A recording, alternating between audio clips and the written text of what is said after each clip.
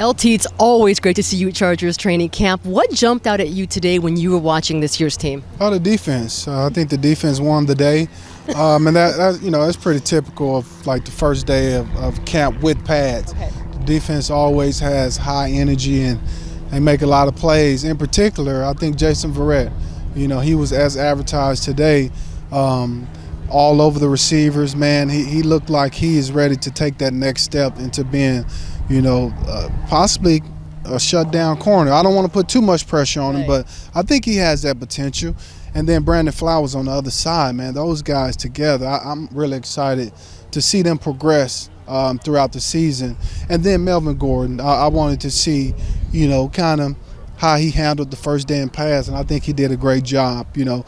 Even though there wasn't much running room for him, I've seen some balance. I've seen great cuts. I've seen some things that make me excited about what he has to offer for this team. I remember pre-draft that you thought he'd end up being the best running back coming out of this draft class. You compared him to a Jamal Charles. But what is usually the biggest adjustment a running back has to make going from college to the NFL? Well, it's no question is pass protection. Okay. That is the biggest thing, because in college you don't see half the defensive schemes and blitzes that you see in the National Football League. And so all of these things, you're seeing for the first time when you get to the National Football League. And it's very difficult to diagnose blitzes and different defensive schemes in 4 seconds. It's very difficult for a young player. And so until you see it over and over and over again, you're really not comfortable for a while. So that's the biggest thing is repetition and time? Absolutely. There's no other way to me to get it. Repetition, experience, time in the film room, watching it over and over, doing walkthroughs out here, spending that extra time in the classroom with the coach, that helps. But the biggest thing, as you mentioned, repetition, experience. That's the biggest teacher. How long did it take you to get comfortable? It took me all of my rookie year. Even there was times late in the season where I still, at times was very confused on different schemes, different defensive schemes, blitzes, because it was foreign to me. I just hadn't been around, defense like that. And so it took through the season and then studying in the off season, going back and really finding out, what I did wrong and what I needed to do better. And so I think my second year, I pretty much got it my second year. But the first year, man, it was tough. Where did the Chargers improve? When you look at this roster right now, up and down, where did this Chargers team make the most improvement in the offseason? Well, I think you have to say their willingness to run a game. I think they're, bringing in guys like Orlando Franklin, to solidify, some holes on their offensive line. You draft Melvin Gordon with the 15th overall pick to boost to the run game.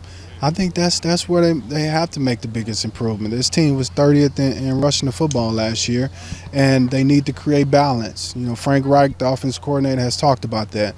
And so I think what I saw today is that balance starting to take form. That's what they're trying to do, is create more balance, and I think it starts up front. My last question involves two of your former teammates who are currently on this team. That's Malcolm Floyd and Antonio Gates. Now, Malcolm Floyd says this is going to be his last year. He's going to retire. He looks as good as ever.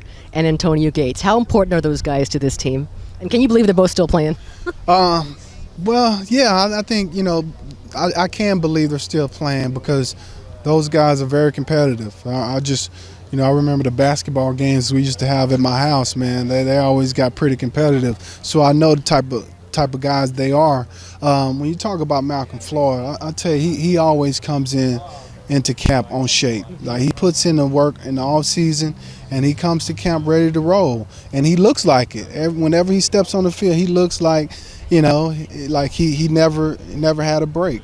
And the same with Antonio. Antonio is just such a savvy veteran, a guy that understands what he needs to do to be ready to play football.